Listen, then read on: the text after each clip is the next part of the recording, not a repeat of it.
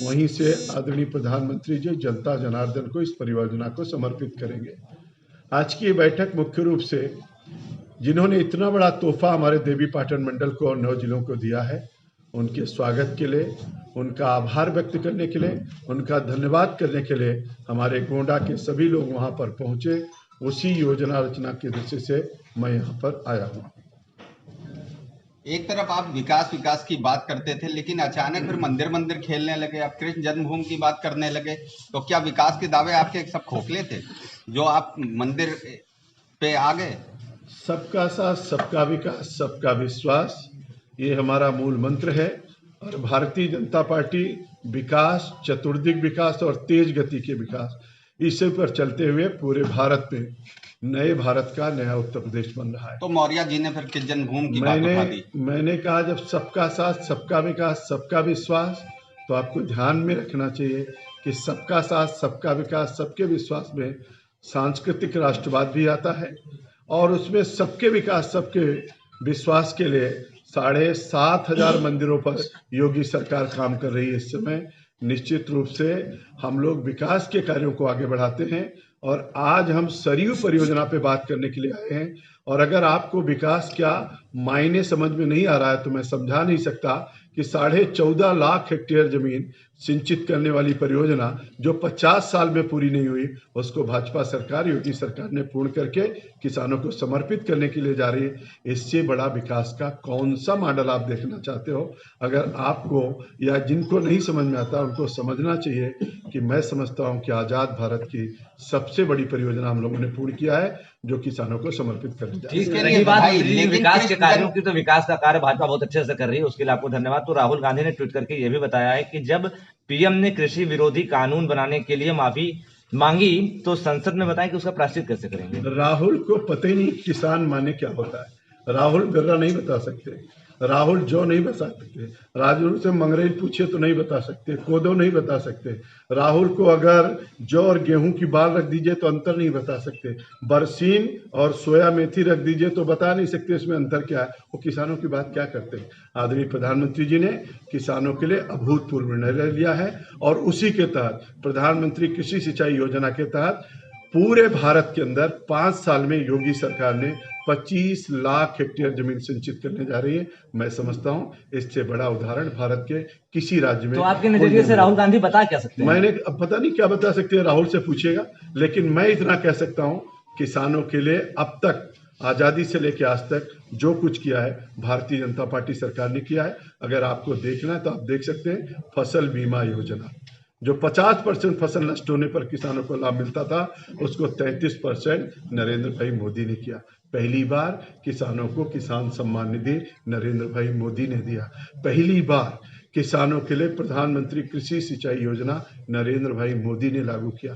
पहली बार 1,42,000 करोड़ रुपए गन्ना किसानों का उत्तर प्रदेश में योगी सरकार ने भुगतान किया। पहली बार योगी सरकार ने 46 लाख किसानों के 34,000 करोड़ रुपए किसानों के कर्जा माफी किया। पहली बार किसानों के लिए नहरों में टिल तक पानी पहुंचा। पहली बार उत्तर प्रदेश के किसानों के धान और गेहूं की खरीद ठीक ढंग से की गई। किसानों को समर्पित सरकार भारतीय जनता पार्टी की सरकार। मंत्री जी में 5 करोड़ रुपए का घोटाला आ रहा है ड्रेनेज फंड में, बिना साफ सफाई के ही और गलत तरीके से पैसा निकाला गया। हर नहर पे आजाद भारत में पहली बार, अगर आप पत्रकार हैं और आपको जानकारी में है तो पता होगा, आज तक कभी नहर पे बोर्ड नहीं लगा। पहली बार नहर की सफाई कितने में होती है इसका हर नहर पे बोर्ड लगा है। पहली बार सांसद और विधायक से लिखाने के बाद भुगतान किया जा रहा है। पहली बार ड्रोन कैमरे से वीडियोग्राफी, फोटोग्राफी हो रही। पहली बार 5 किसान और 1 प्रधान से लिखने के बाद भुगतान हो रहा। पहली बार आजाद भारत में कुल 200 सालों में 75,000 पुल पुलिया बनी और 100 दिन में 27,500 पुल पुलिया बनाई गई। पहली बार नहरों में टेल तक पानी पहुंचा। इसलिए मैं कह सकता हूं योगी सरकार पूरी पारदर्शिता के आधार पर किसानों को समर्पित है और काम कर रही है। मंत्री जी ने आरोप लगाया है कि भुगतान हम लोग का नहीं करके उल्टा सीधा भुगतान किया गया। मैंने आपसे बता दिया और बाकी आरोप प्रत्यारोप। मंत्री जी, प्रदेश में बजाज शुगर मिल की 18 संस्थाएं हैं, जो कि आप कह रहे हैं गन्ना किसानों का भुगतान, 18 मिल किसानों के अरबों रुपए नहीं दे रही है, और चूंकि गोंडा में भी ये हाल है, क्या कहेंगे इस पे? कोरोना के दौरान जब पूरे भारत की चीनी मिलें बंद थी तो 119 चीनी मिलें हमारे उत्तर प्रदेश में चल रही। आप पूरे भारत में गूगल पे जाकर के पूछिए और देखिए तो आपको पता चलेगा, भारत की कोई चीनी मिलें जब नहीं चल रही थी तब भी हमारी चीनी मिलें चल मंत्री रही। जी, पूरे भारत के अंदर सबसे अच्छा भुगतान और किसानों के गन्ना का भुगतान उत्तर प्रदेश नहीं, मेरा कहने का मतलब ये, जो भुगतान नहीं हुआ होगा उसको भी किया मेरा कहने का मतलब ये, अगर वो भुगतान नहीं दिलाना दे पा रही है, असमर्थ है, तो उसको गन्ना क्यों दिया जा रहा है? कहने का मतलब मैंने बता दिया कि सारा भुगतान हो चुका, जो नहीं हुआ वो होगा। मंत्री जी थोड़ा अखिलेश यादव बता दीजिए, उन्होंने भी कुछ ट्वीट करके कहा है। मैंने कहा आज मैं सरयू परियोजना पे बात करने के लिए, सरयू परियोजना पे बात करने के लिए आप प्रदेश के वरिष्ठ मंत्री हैं, कृषि जन्मभूमि पे आपका क्या नजरिया? मैंने आपसे कहा आज मैं सरयू परियोजना पे बात करने के लिए आया हूँ। कृषि जन्मभूमि हजारों हजार करोड़ों करोड़ लोगों के श्रद्धा का केंद्र है, आस्था का केंद्र है।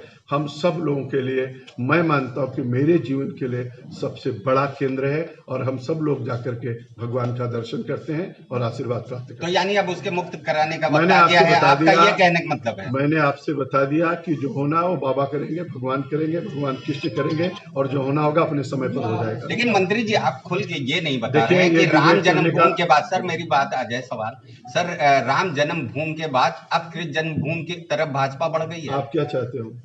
आप क्या चाहते हो? आप भाजपा क्या चाहती है, आप बताइए सर। आप क्या चाहते हो? भाजपा क्या चाहती है? मतदाता क्या चाहता है, इससे कोई मतलब नहीं होना चाहिए। मतदाता की चीज कहाँ पूरी हो पाती है सर? मतदाता हमारे लिए भगवान है सर, ये कहने कहा था तो हमने परियोजना पूरी की। हम लोग माननीय मतदाता हो चुके हैं, ये मालूम है हम लोगों को। आप ये बताइए कि क्या भारतीय जनता पार्टी अब राम जन्मभूमि के अलावा और किस जन्मभूमि की तरफ बढ़ गई है? भारतीय जनता पार्टी सबका साथ, सबका विकास, सबके विश्वास को लेकर के आगे बढ़ी। फिर क्या वजह है कि वरुण गांधी नाराज हैं और वो लिखते हैं कि नौजवान कब तक इंतजार करेगा? देखिए वो भी कब तक इंतजार करेंगे मैं बता नहीं सकता, लेकिन भारत का नौजवान बहुत खुश है, और भारत, नए भारत का विकास हो रहा है। पूरी दुनिया में भारत का परचम लहरा रहा है, और हर कोई दुनिया के अंदर इस बात की चर्चा कर रहा है कि भारत तेजी के साथ आगे बढ़ रहा है। तो यानी आपका ये मानना है कि 6 दिसंबर को अब कृष्ण जन्मभूमि की तरफ आप बढ़ेंगे? मैंने आपको बताया सबका साथ, सबका विकास, सबका विश्वास भारतीय जनता पार्टी का एजेंडा है, और उसको लेकर के हम लोग आगे बढ़ेंगे। सभी जिलों में गए हैं, लगभग कितने भाजपा के आने की उम्मीद है कार्यकर्ताओं? देखिए कम से कम 2 से 2.5 लाख लोग वहाँ पर उपस्थित होंगे, और हर किसी में बहुत उत्साह है, और सब लोग अपने प्रधानमंत्री जी को सुनना चाहते हैं, देखना चाहते हैं, और इसलिए वहाँ पर बहुत बड़ी संख्या में लोग आने वाले हैं। मंत्री जी भारतीय जनता पार्टी की मंत्री जी भारतीय जनता पार्टी की एक वरिष्ठ नेता ने कहा है कि कृषि कानून इसलिए वापस लेना पड़ा क्योंकि बीजेपी के कार्यकर्ता किसानों को समझा नहीं सके। उमा भारती जी ने कहा। आदरणीय प्रधानमंत्री जी ने सब कुछ कह दिया है, इसमें अब हमको कुछ नहीं करना। चलिए।